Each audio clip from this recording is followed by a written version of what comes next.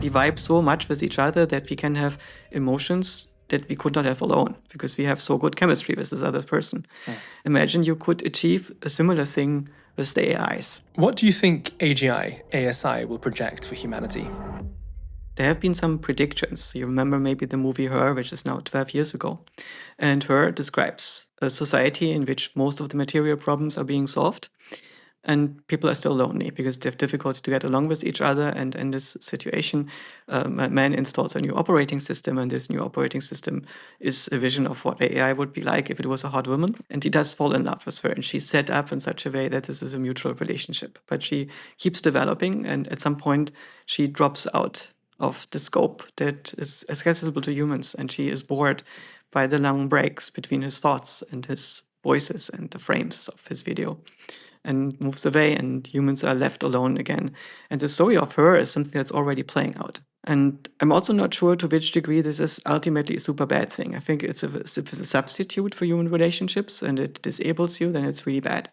But what we find is that these systems are pretty good at social cognition. They're not entirely reliable. They're not human beings. They don't have a stake in reality. They're not going to be the same being in 10 years from now or have the same origin in 10 years from now. And they're not going to have a continuous relationship with us. So it would be dishonest to make them pretend that they are.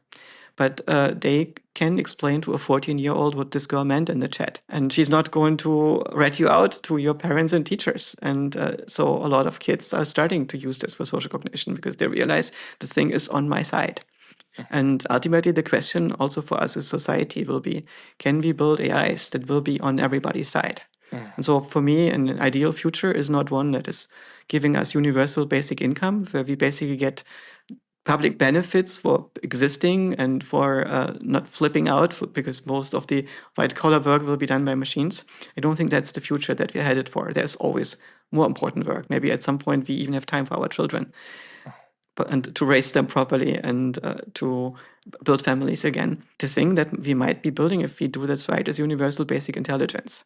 The different form of AI, basically making everybody competent, making everybody able to understand the legal affairs of our world, the social, the administrative affairs, to have meaningful relationships with each other. Let my AIs talk to your AIs. Let them sort it out and let them inform us about what's in our best interest. Let's use the AI to figure out how to become awake and aware of what my actual situation is in the world. And I think this would be a much more interesting form of democracy.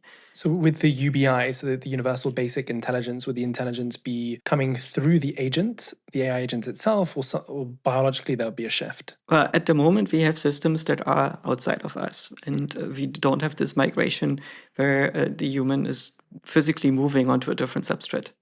But at the moment, we can have relationships with human beings that are so close that we basically get coupled on a sensory level, that we build feedback loops to each other, that we vibe so much with each other that we can have emotions that we could not have alone, that we can have insights that we cannot have alone because we have so good chemistry with this other person. And imagine you could achieve a similar thing with the AIs.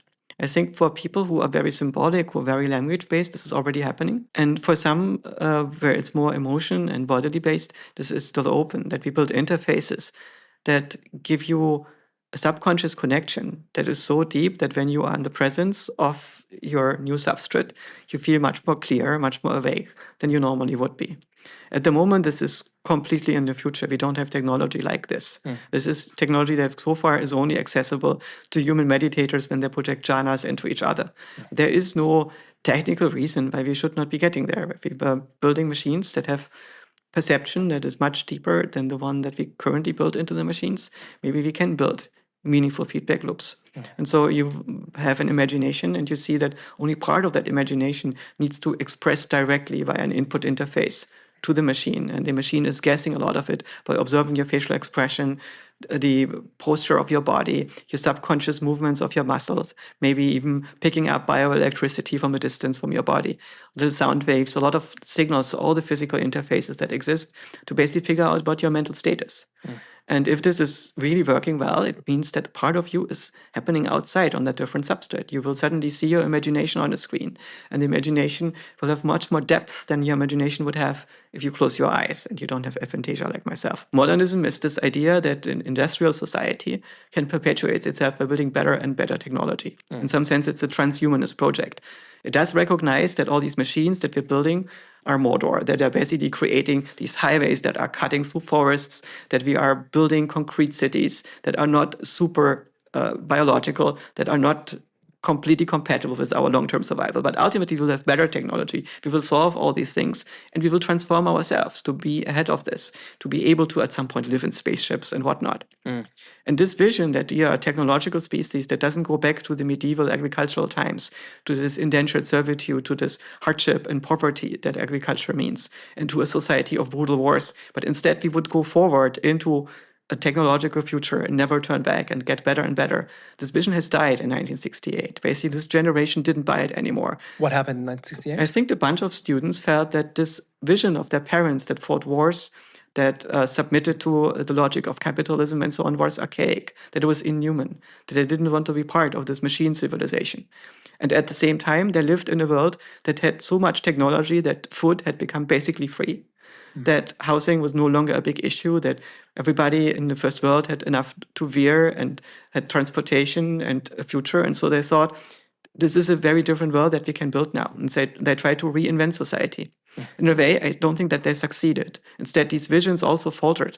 And now we have many, many different small visions. We have conservative visions that try to revive things that didn't work in the past and died therefore.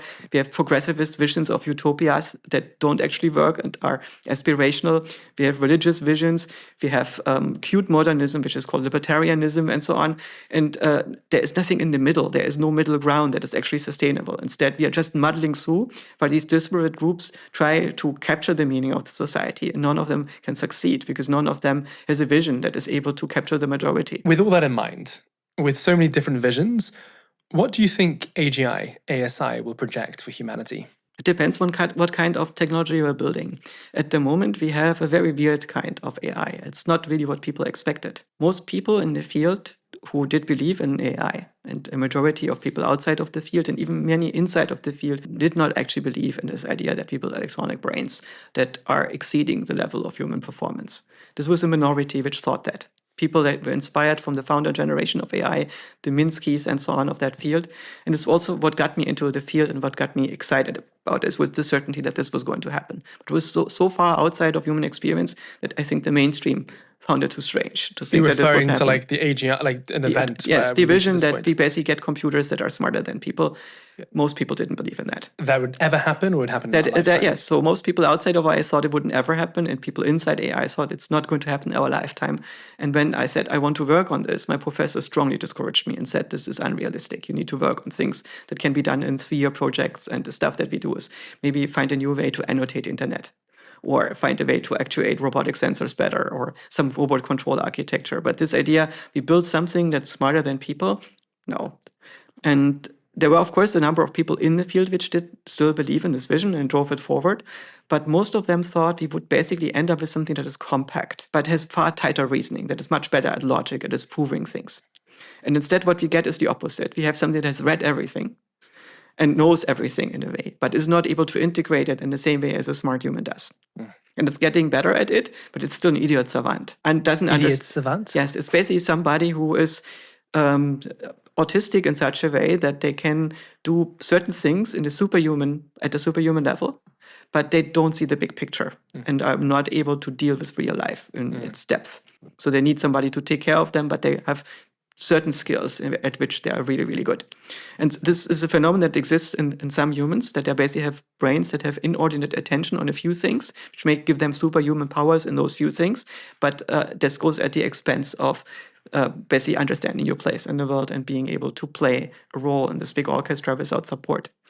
And in many ways, the systems that we're building, they are statistical text generators. They're emulating text production, human media production on the internet. And it's fascinating that this converges to human intelligence.